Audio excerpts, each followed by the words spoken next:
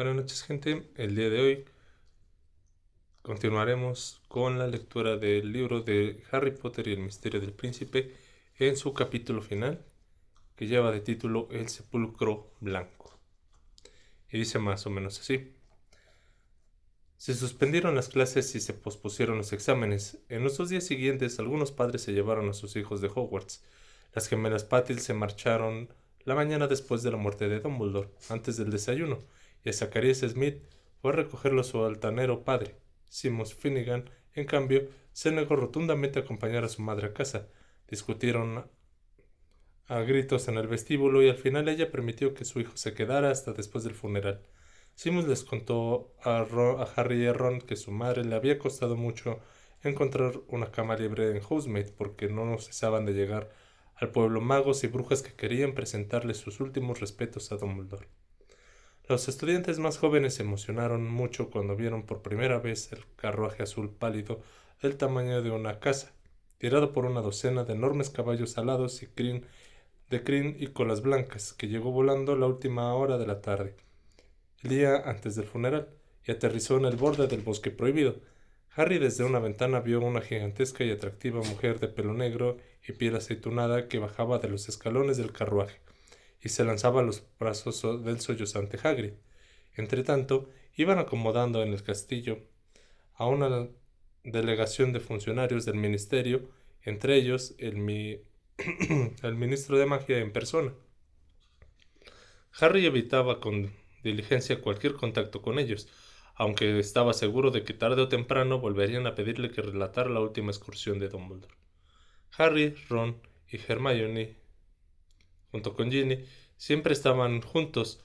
Hacía un tiempo espléndido que parecía burlarse de ellos, y Harry se imaginaba cómo habrían sido las cosas si Dumbledore no hubiera muerto, y si dispusieran de esos días a final del curso para estar juntos, una vez que Ginny hubiera terminado sus exámenes y ya no sufrieran de la presión de los deberes. Una y otra vez retrasaba el momento de decir lo que iba a decir y de hacer lo que debía hacer, porque le costaba demasiado renunciar a su mayor fuente de consuelo. 2 veces al día iba a la enfermería. A Neville ya le habían dado de alta, pero Bill seguía bajo los cuidados de la señora Pomfrey. Tenía unas cicatrices horribles que de hecho se parecían mucho a Ojo Locomodi, aunque por fortuna conservaba tanto los ojos como las piernas, pero su carácter no había cambiado. La principal diferencia es que enseguida se desarrolló una gran afición a los filetes de carne casi crudos.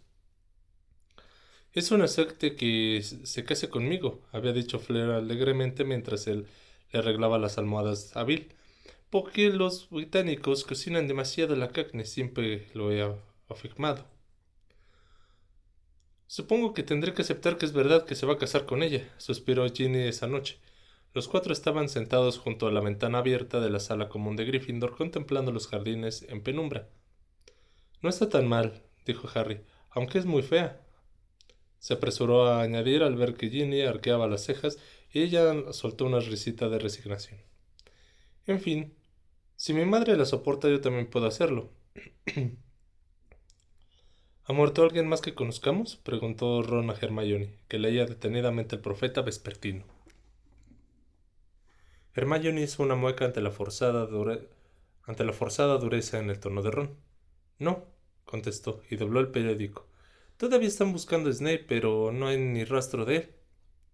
Claro que no, intervino Harry, que se encendía siempre que salía ese tema. No lo hallarán hasta que encuentren a Voldemort y dado el poco éxito que han tenido hasta ahora. Voy a acostarme, anunció Ginny dando un bostezo. No duermo muy bien desde que... Bueno, estoy cansada y necesito dormir. Besó a Harry, Ron miró adrede hacia otro lado, se despidió con la mano de los otros dos y se encaminó hacia los dormitorios de las chicas. En cuanto la puerta se hubo cerrado detrás de ella, Hermione se inclinó hacia adelante con esa expresión suya tan característica. Harry, esta mañana he encontrado una cosa en la biblioteca. ¿Tiene relación con la RAB? Preguntó a tiempo que se enderezaba. A diferencia de tantas otras veces, no se sentía tan emocionado, ni integrado, ni ansioso por llegar al fondo de un misterio, pero sabía que tenía que descubrir la verdad acerca del auténtico Horrocrux, si pretendía seguir avanzando por el oscuro y sinuoso camino que se abría ante él. El camino que se había emprendido con Dumbledore y que ahora en adelante tendría que recorrer solo. Todavía podía haber hasta 4 Horrocrux escondidos en algún sitio, y si le presentaba cualquier remota posibilidad de enfrentarse a Voldemort, suponía que debía encontrarlos y eliminarlos todos antes de acabar con él. Harry seguía recitando los nombres de tales objetos para sus adentros como si de esa forma se acercaran un poco a ellos. El guardapelo, la copa, la serpiente, algo de Gryffindor o de Ravenclaw. El guardapelo, la copa, la serpiente, algo de Gryffindor o de Ravenclaw. Por la noche, mientras dormía, ese mantra debía de latirle en la mente, y en sus sueños siempre aparecían copas, guardapelos y misteriosos objetos que el muchacho no conseguía asir, aunque Dumbledore le ofrecía una escalerilla de cuerdas que se convertía en serpientes en cuanto empezaba a trepar por ellas. La mañana después de la muerte de Dumbledore le había enseñado a Hermione la nota encontrada dentro del guardapelo, y a pesar de que al principio ella no había reconocido las iniciales ni las había relacionado con ningún mago misterioso sobre el que hubiera leído, desde entonces fue a la biblioteca más a menudo de lo estrictamente necesario, considerando que ya no tenía que hacer deberes. No, dijo Hermione pesarosa. Lo he intentado, Harry, pero no he encontrado nada. Hay un par de magos bastante famosos con esas iniciales, Rosalind Antigone Bones y Rupert Axebanger Brooks Stanton, pero creo que no encajan. A juzgar por lo que pone en esa nota la persona que robó el Horrocrux conocía a Voldemort y no ha descubierto ni una más mínima prueba de que Bones o Axebanger tuvieran trato alguno con él. No, lo que quería decirte, se trata de Snape. Parecía sentirse incómoda por el simple hecho de volver a pronunciar ese nombre. ¿Qué pasa con él?, preguntó Harry con fastidio, y volvió a reclinarse en el respaldo de la butaca. Verás, resulta que yo tenía parte de razón con lo del príncipe mestizo, dijo ella con tono vacilante. ¿Es imprescindible que me los restriegues por la nariz, Hermione? ¿Cómo crees que me siento cuando pienso en ello? No, Harry, no me refería al libro, repuso ella precipitadamente, y echó un vistazo alrededor para comprobar que no escuchaba a nadie. Es que tenía razón cuando decía que Eileen Prince había sido propietaria de ese libro. Mira, ella era la madre de Snape. Ya me pareció que no era muy guapa, comentó Ron, pero Hermione no le hizo caso. Estaba repasando el resto de los profetas viejos y encontré un pequeño anuncio que decía que Eileen Prince iba a casarse con un tal Tobias Snape, y en un periódico posterior otro anuncio que había dado a luz a un asesino. Se adelantó Harry con gesto de asco. Bueno, sí, así que en parte tenía razón. Snape debía de estar orgulloso de llevar el apellido Prince, porque según decía el profeta, Tobias Snape era mogul. ¿Me explico? Sí, eso encaja, admitió Harry. Decidió halagar a los sangre limpia para poder hacerse amigo de Lucius Malfoy y sus compinches. Es igual que Voldemort. Madre sangre limpia, padre mogul, avergonzado de sus orígenes. Utilizaba las artes oscuras para que los demás lo temieran y adoptó otro nombre, un nombre impresionante como lo hizo Lord Voldemort, príncipe mestizo. ¿Cómo no se dio cuenta Dumbledore? Se interrumpió y miró por la ventana. No podía dejar de darle vueltas a la inexcusable confianza del anciano profesor que había depositado en Snape. Sin embargo, aún sin habérselo propuesto, Hermione acababa de recordarle que él también lo habían engañado. Pese a que los hechizos garabatescos en el libro cada vez eran más macabros, Harry no había querido pensar mal de ese personaje tan inteligente que tanto lo había ayudado. ¿Que tanto lo había ayudado? Después se le ocurrió de lo ocurrido, ese pensamiento le resultaba casi insoportable. Sigo sin entender por qué no denunció que estabas utilizando el libro, comentó Ron. Él seguramente sabía de dónde sacabas la información. Lo sabía, dijo Harry con amargura. Se dio cuenta cuando utilicé el Sectum Sempra y ni siquiera necesitó la jeremancia. Quizás lo supo incluso antes por los comentarios de Slughorn sobre lo bien que me desenvolvía en las clases de pociones. No me explico cómo se le ocurrió dejar su viejo libro en el fondo del armario. Pero, ¿por qué no te acusó? Supongo que no quería que le relacionaran con ese texto, observó Hermione. A Dumbledore no le habría gustado mucho si se hubiera enterado, y aunque Snape hubiera fingido que no era suyo, Slughorn le habría reconocido la letra en el acto. En fin, el caso es que el libro se quedó en la antigua en la antigua aula de Snape, y estoy segura de que Dumbledore sabía que la madre de este se apellidaba Prince. Debí enseñárselo a Dumbledore, murmuró Harry. Él quiso demostrarme que Voldemort era maligno cuando estudiaba en el colegio y yo tenía en mis manos la prueba de que Snape también. ¿Maligno? Es una palabra muy fuerte, susurró Hermione. Tú eres la que no cesaba de decirme que el dichoso libro era peligroso. Lo que intento decir, Harry, es que estás asumiendo la responsabilidad exagerada. Yo creía que el príncipe tenía un desagradable sentido del humor, pero jamás me pasó por la cabeza que fuera un asesino en potencia. Ninguno de nosotros podría imaginar que Snape fuera capaz de... Ya sabes, dijo Ron. Se quedaron callados, absortos en sus pensamientos. Pero Harry intuyó que sus amigos, igual que él, pensaban en las exequias de Dumbledore, que se celebrarían a la mañana siguiente. Como Harry nunca había asistido a un funeral porque al morir Sirius su cadáver se desvaneció y no pudieron enterrarlo, no se imaginaba la situación y lo inquietaba un poco no saber qué iba a ver ni cómo se sentiría. Se preguntaba si la muerte de Dumbledore se convertiría en algo más real cuando la ceremonia terminara, aunque había momentos en que la espantosa verdad amenazaba con abrumarlo por completo. También había periódicos de aturdimiento en que todavía le costaba creer que el anciano director hubiera muerto, a pesar de que en el castillo no se hablaba de otra cosa. Sin embargo, había aceptado la muerte de Dumbledore en lugar de aferrarse desesperadamente a la idea de que éste pudiera volver con vida por algún medio como lo había hecho tras la desaparición de Sirius. Palpó la fría cadena de Horcrux falso que tenía en el bolsillo. La llevaba consigo a todas partes, no como talismán, sino como recordatorio del precio que había pagado por él y del que todavía quedaba por hacer. Al día siguiente, se levantó temprano para preparar su equipaje, puesto que el expreso de Hogwarts partiría 1 hora después del funeral. En el gran comedor todos se respiraba una atmósfera de profunda melancolía. Todos llevaban sus túnicas de gala, pero nadie parecía tener hambre. La profesora McGonagall había dejado vacía la silla del centro de la mesa del profesorado, más grande que las demás. La silla de Hagrid también estaba vacía. Harry pensó que quizás el guardabosque no se había sentido con ánimo de desayunar. En cambio, en lugar de Snape, lo había ocupado sin ceremonias Rufus Scrimgeour. Harry esquivó los amarillentos ojos del ministro cuando estos recorrieron el comedor. Tenía la desagradable sensación de que el ministro lo buscaba con la mirada.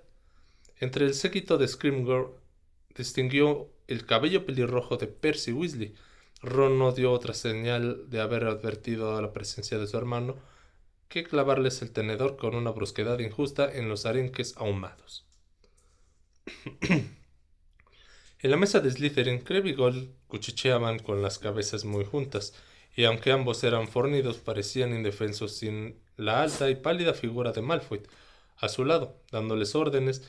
Harry no había dedicado mucho tiempo a pensar en él, pues todavía su mala diversión se había concentrado en Snape. Sin embargo, no había olvidado el miedo que tenía la voz de Malfoy en lo alto de la torre, ni el hecho de que había bajado la varita antes de que llegaran los otros mortífagos. Harry no creía que Draco hubiera sido capaz de matar a Dumbledore, y aunque seguía detestándolo por su afición a las artes oscuras, su desprecio se atenuaba con una pizca de lástima. ¿Dónde estarían ahora? Y se preguntó. ¿Y qué estaría obligándole a hacer Voldemort por debajo de la amenaza de matarlos a él y a sus padres? Los pensamientos de Harry se volvieron interrumpidos por cuando Ginny le hincó un codo en las costillas. La profesora McGonagall se había puesto en pie y el lastimero rumor que sonaba en el comedor se apagó de inmediato. Ha llegado el momento, anunció la profesora. Por favor, sigan a sus jefes de la Casa de los Jardines. Los alumnos de Gryffindor esperen a que salga yo. Los estudiantes se levantaron de los bancos y desfilaron casi en silencio. Harry vio a Slughorn, que llevaba una espléndida y larga túnica verde esmeralda con bordados de plata, en la cabeza con la columna de Slytherin, y a la profesora Sprout, jefa de la casa de Hufflepuff, que nunca había ido tan aseada, pues cuando no tenía remiendo en el sombrero, pues no tenía ni un solo remiendo en el sombrero. Cuando llegaron al vestíbulo vieron a la señora Pince de pie junto a Filch. Ella iba con un tupido velo negro que le llegaba hasta las rodillas, y él con un viejo traje y una corbata negros que apestaban a naftalina. Al acercarse a los escalones de piedra de la entrada, Harry vio que todos se dirigían hacia el lago. Los tibios rayos del sol le acariciaron la cara cuando siguió el silencio a la profesora McGonagall, hacia un espléndido día de verano.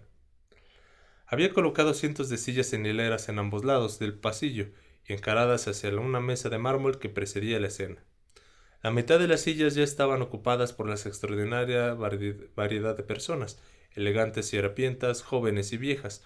Harry solo reconoció algunas, por ejemplo, a los miembros de la Orden del Fénix, Kingsley, Shakebolt, Ojo Modi y Tonks, cuyo cabello había recuperado milagrosamente el tono rosa muy llamativo. Tomaba de la mano a Remus Lupin, los señores Weasley, Bill, acompañado y ayudado por Fleur y seguido por Fred y George, que llevaban chaquetas de piel de dragón negra. También estaba Madame Maxime, que ocupaba 2 sillas y media. Tom, el dueño del caldero chorreante, Arabella Fink, la vecina Squib de Harry, la melenuda que tocaba el bajo en el grupo mágico, las brujas de Macbeth, Ernie Prank, el conductor del autobús noctámbulo, Madame Malkin de la tienda de túnicas del callejón Diagon y algunos otros que los que Harry solo conocía de vista, como el camarero de cabeza de puerco y la bruja que llevaba el carrito de comida en el expreso de Hogwarts. También estaban presentes los fantasmas del castillo, que solo eran visibles cuando se movían, pues la luz del sol hacía brillar las intangibles y etéreas figuras. Harry, Ron, Hermione y Ginny se sentaron al final de una hilera, junto al lago. El continuo susurro de la concurrencia sonaba como la brisa al acariciar la hierba, pero el canto de los pájaros era mucho más intenso. Seguía llegando la gente. Harry vio cómo Luna ayudaba a Neville a sentarse y sintió un profundo cariño por ellos.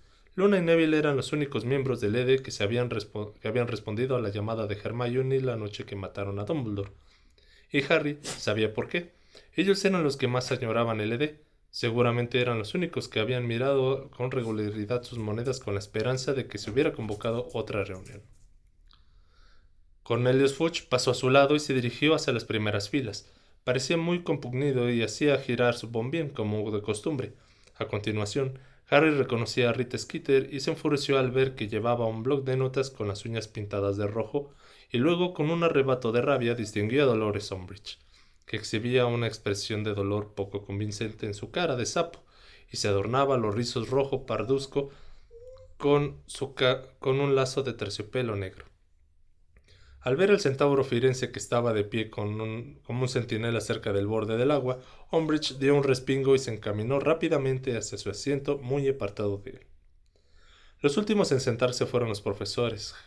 Harry observó a Scrimgeour con aire grave y circunspecto, situado en la primera fila con la profesora McGonagall, y se preguntó si el ministro o alguna otra de aquellas personas tan importantes sentía verdadera tristeza por la muerte de Dumbledore.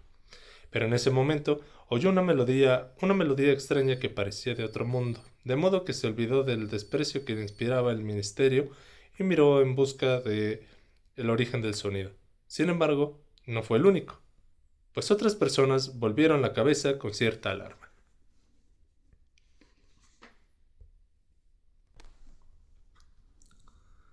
Ahí, le susurró Ginny al oído, señalando las luminosas aguas verde claro. Entonces el muchacho vio un coro de gente del agua que cantaba una lengua extraña. Las pálidas caras se mecían a escasa distancia de la superficie, y sus violáceas cabelleras ondeaban alrededor. Y Harry se acordó con horror de los Inferi. La melodía le puso la carne de gallina, y sin embargo no era un sonido desagradable. Sin duda hablaban de la pérdida de un ser querido y de la desesperación que provoca. Mientras contemplaba las transidas caras de la gente del agua, Harry tuvo la impresión de que al menos esos seres sí lamentaban la muerte de Dumbledore. Ginny volvió a darle un codazo y él giró la cabeza. Hagrid caminaba despacio por el pasillo, sollozaba en silencio y tenía el rostro surcado de lágrimas. En los brazos, envuelto en terciopelo morado salpicado de estrellas doradas, llevaba el cadáver de Dumbledore. Al verlo, a Harry se le hizo un nudo en la garganta y por unos instantes fue como si extrañara la melodía y la conciencia de estar tan cerca del cadáver del anciano profesor que hicieran desaparecer el calor y la luz del entorno. Ron estaba pálido e impresionado, y Ginny y Hermione se derramaban gruesas lágrimas que les caían en el regazo. Los muchachos no veían bien qué pasaba en la parte delantera. Parecía que Hagrid había depositado el cadáver con un extremo cuidado sobre una mesa de mármol. A continuación, se retiró por el pasillo sonándose con fuertes trompetazos que atrajeron algunas miradas escandalizadas, entre ellas la de Dolores Umbridge. Pero Harry sabía que Dumbledore no le habría importado. Intentó hacerle un gesto cariñoso a Hagrid cuando éste pasó por su lado, pero el guardabosques tenía los ojos tan hinchados que era un milagro que pudiera ver dónde pisaba. Harry miró hacia la hilera a la que se dirigía Hagrid y comprendió cómo seguía a pesar del llanto, porque ahí, vestido con una chaqueta y unos pantalones confeccionados de telas suficiente para levantar una carpa, se hallaba el gigante Grab, cuya enorme y fea cabeza, lisa como un canto de río, se inclinaba con gesto dócil, casi humano. Hagrid se sentó al lado de su hermanastro y éste le dio unas palmaditas en la cabeza, lo que provocó que la silla del guardabosques se hundiera unos centímetros en el suelo. Harry sintió un breve y maravilloso impulso de reír, pero entonces dejó de sonar la melodía y el muchacho dirigió de nuevo la vista al frente. Un individuo bajito y de cabello ralo, ataviado con una sencillita túnica negra, estaba de pie frente al cadáver de Dumbledore. Harry no oía lo que decía. Algunas palabras sueltas llegaban flotando hasta ellos por encima de cientos de cabezas. Nobleza de espíritu, contribución intelectual, grandeza de corazón, pero casi carecían de significado. No tenían mucho que ver con el Dumbledore que Harry había conocido. De pronto recordó lo que significaba para el director de Hogwarts decir unas pocas palabras. Papanatas, llorones, baratijas, pellizco, y una vez más tuvo que reprimir la sonrisa que le estaba sucediendo. ¿Qué le estaba sucediendo?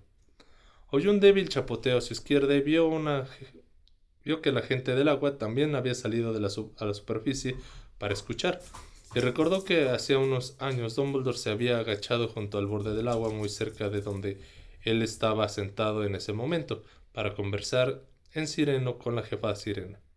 Harry se preguntó entonces dónde habría aprendido a hablar esa lengua. Había tantas cosas que nunca le había preguntado, tantas cosas que le debería haberle dicho. Y sin previo aviso, la cruda realidad cayó sobre él, de una forma mucho más rotunda e innegable que hasta ese instante. Dumbledore estaba muerto. Se había ido para siempre. El muchacho apretó con todas sus fuerzas el frío guardapelo hasta que se hizo daño, pero no pudo impedir que unas abrasadoras lágrimas le brotaran de los ojos.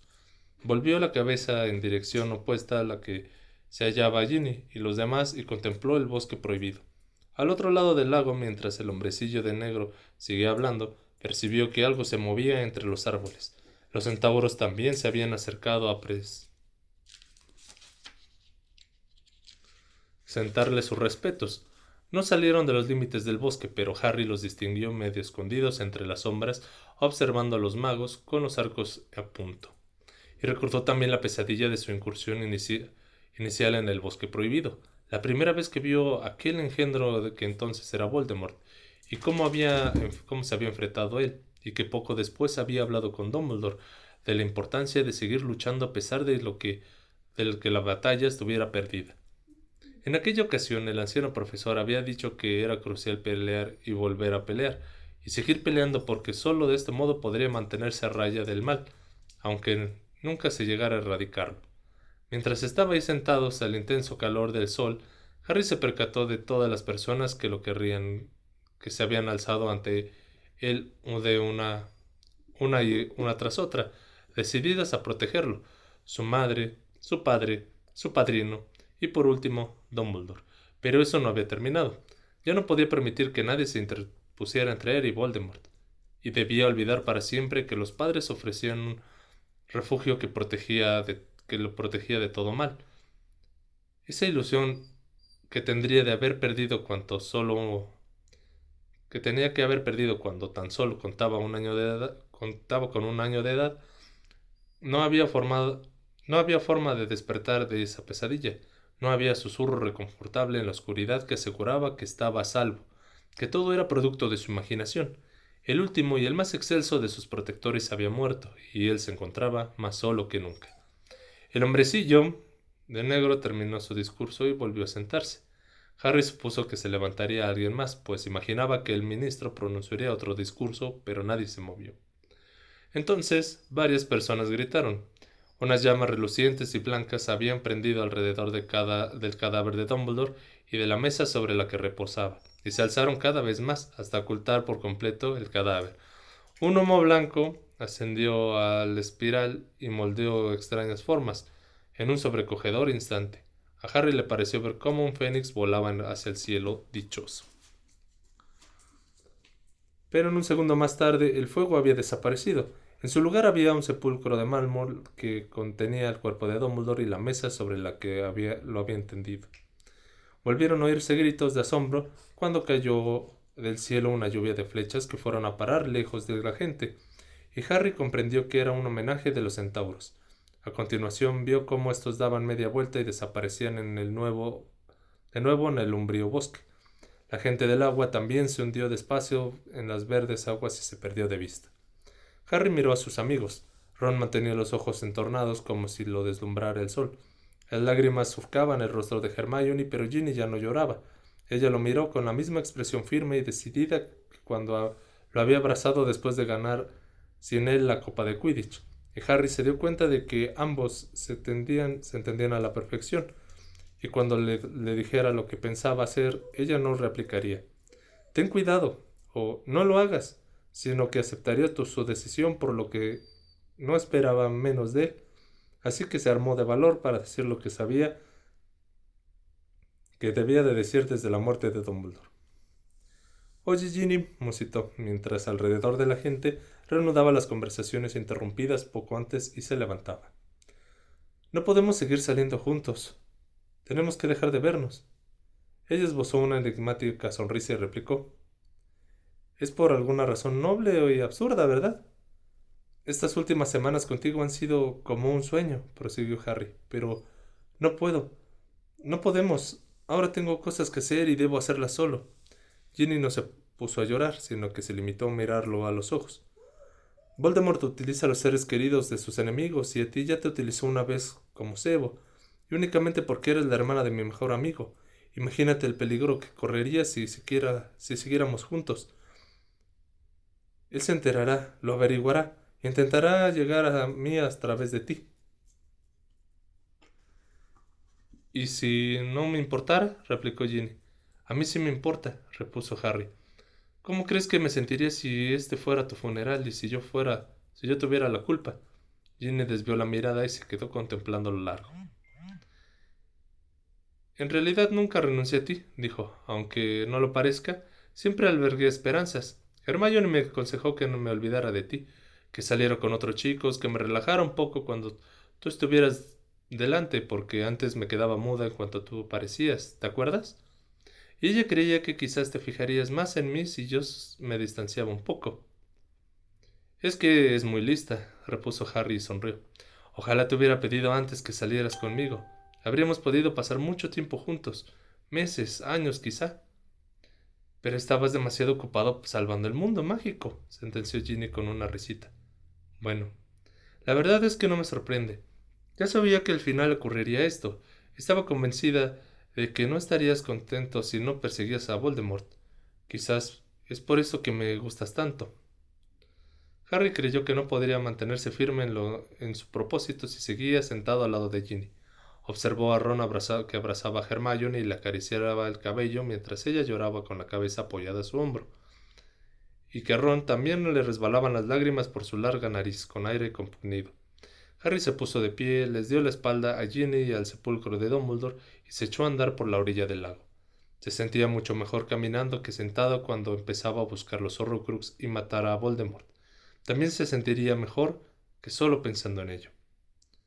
Harry se dio vuelta y Rufus Scrimgeour cojeaba hacia él por la orilla apoyándose en su bastón. Confiaba en poder hablar un momento contigo. ¿Te importa si caminamos juntos? No, respondió Harry con indiferencia y se puso en marcha. ¡Qué tragedia!, dijo el ministro en voz baja. No te imaginas cómo me afectó la noticia. Dumbledore era un gran mago. Teníamos nuestras diferencias, como bien sabes, pero nadie lo conoce mejor que tú, mejor que yo. ¿Qué quiere?, preguntó Harry con voz cansina. A Scrimgeour no le gustó su tono, pero como había hecho en otra ocasión, se controló y adoptó un gesto de tristeza y comprensión. Comprendo que estés destrozado, aseguró. Sé que querías mucho a Dumbledore y hasta es posible que haya sido su alumno favorito. El lazo que los unía. ¿Qué quiere?, repitió Harry y esta vez se detuvo. Scrimgeour también se detuvo, se apoyó en su bastón y miró fijamente a Harry con expresión de perspicaz. Dicen que fuiste con él cuando se marchó del colegio la noche que lo mataron. ¿Quién dice eso? Alguien hizo un encantamiento aturdidor o un mortífago en lo alto de la torre cuando Dumbledore ya había muerto. Y allí arriba también había 2 escobas. En el ministerio sabemos sumar, Harry. Me alegro, pero mire, a dónde fui con él y qué hicimos ese es asunto mío. Él no quería que lo supiera nadie. Haces gala de una lealtad admirable, desde luego, comentó Scrimgeour, que hacía visibles esfuerzos por contener su irritación. Pero Dumbledore ha muerto, Harry, muerto. Dumbledore solo abandonará el colegio cuando no quede nadie aquí que le sea fiel, dijo Harry sonriendo a su pesar. Mira, muchacho, ni siquiera él puede volver de... Yo no digo que pueda regresar. Usted no lo entiende, pero no tengo nada que explicarle. Scrimgeour vaciló un momento y con un tono que pretendía ser delicado, dijo: El ministerio puede brindarte toda clase de protección, ya lo sabes, Harry. Para mí sería un placer poner un par de mis aurores a tu servicio. Harry rió. Voldemort quiere matarme él en persona y los aurores no van a impedírselo. Así que gracias por el ofrecimiento, pero no gracias.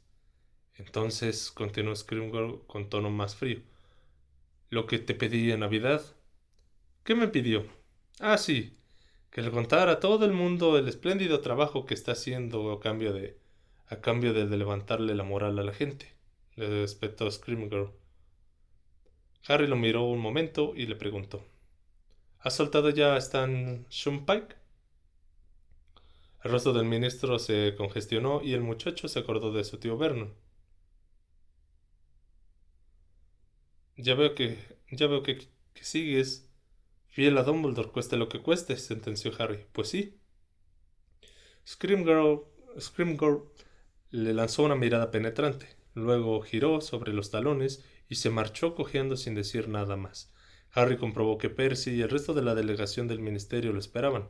Lanzaban nerviosas ojeadas al sollozante Hagrid y a Grab, que todavía no se habían levantado de sus asientos.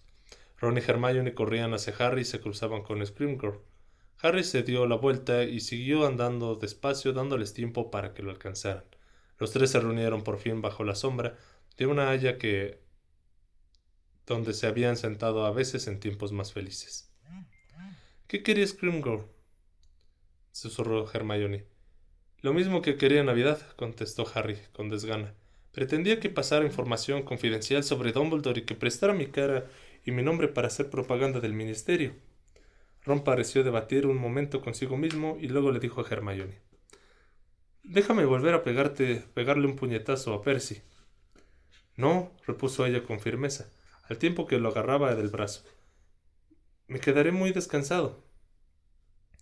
Harry rompió a reír hasta que Hermione sonrió un poco, aunque la sonrisa se le borró de los labios cuando miró hacia el castillo. No soporto pensar que quizás no volvamos a Hogwarts, dijo con un hilo de voz. ¿Cómo pueden cerrar el colegio? A lo mejor no lo hacen, especuló Ron. Aquí no corremos más peligro que en nuestras casas, ¿no? Ahora no estamos seguros de ningún sitio, incluso diría que en Hogwarts estamos más protegidos, porque en ningún otro sitio hay tantos magos para defenderlo. ¿Tú qué opinas, Harry? Yo no pienso volver aunque el colegio siga abierto.